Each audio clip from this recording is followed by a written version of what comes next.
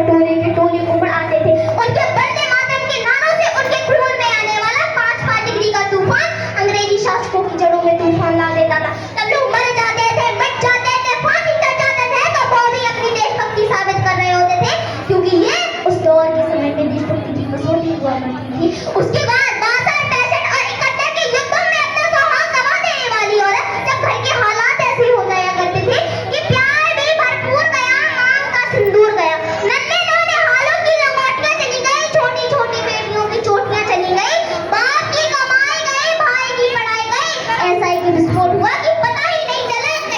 की बोटियां ही जल गई, बोटियां ही जल गई। अच्छे से आपके लिए कोई काफी बड़ा है साहब, आपके लिए कोई काफी बड़ा है साहब,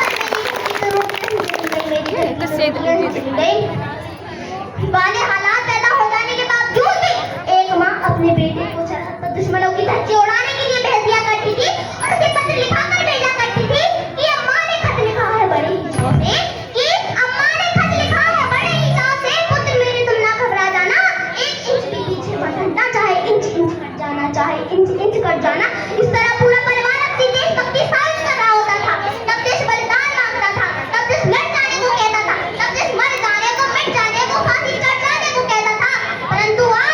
आज देश बलिदान नहीं मांगता, आज देश मर जाने को नहीं कहता, आज देश लड़ जाने को, मिट जाने को, फांसी चढ़ जाने को नहीं कहता, बल्कि मेरे विचारों में जो व्यक्ति अपने कार्य को पूरी मेहनत, ईमानदारी और लगन से करे, वही सबसे बड़ा देशभक्त है, वही सबसे बड़ा देशभक्त है। मैं नहीं मानती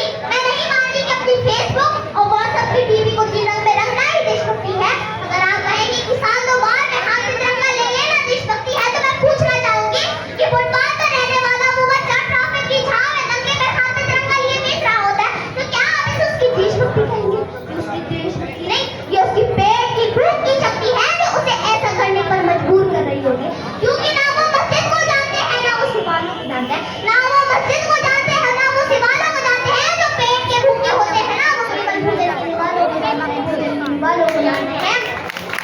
अपने परिवार, अपने समाज और राष्ट्र के प्रति समर्पण का भाव है देशभक्ति। हर देशद्रोही के जीवन में आने वाला तूफान है सच्ची देशभक्ति, ताकि हर देशद्रोही ये समझ सके कि अगर तू परिंदा है तो ये आसमान तेरा है, अगर तू परिंदा है तो ये आसमान तेरा है, अगर तू परिंदा है तो इंसान तेरा है। भाईचारे से रहना है तो रह सभी पर, भाईचारे से रहना है तो रह सभी पर, पर एक कब्र भी तेरी है और एक कब्रिस्तान भी तेरा है, कब्रिस्तान भी तेरा है। लेकिन एक देशद्रोही से ज्यादा देशभक्ति तब आहत होती है जब एक बेटा अपने बूढ़े माँ बाप को वृद्ध आश्रम की चौखट पर छोड़ आता है। कला उठती है वो देशभक्ति जब कुछ लोग मुसीबत में फंसे लोगों की जान बचाने से ज्यादा सेल्फी लेकर अपने लाइक बढ़ाने में लगे रहते हैं। और आज तक दौर का युवा जिसके ऊपर जिम्मेदारी है अपने राष्ट्र और अपने समाज की आशाओं को बांधे रखने की, वही युवा 4 बाई 4 इंच की छोटी सी स्क्रीन पर अपनी कोमल उंगलियों में घिरा मां से अपनी भावना का इमोजी भेज रहा होता है।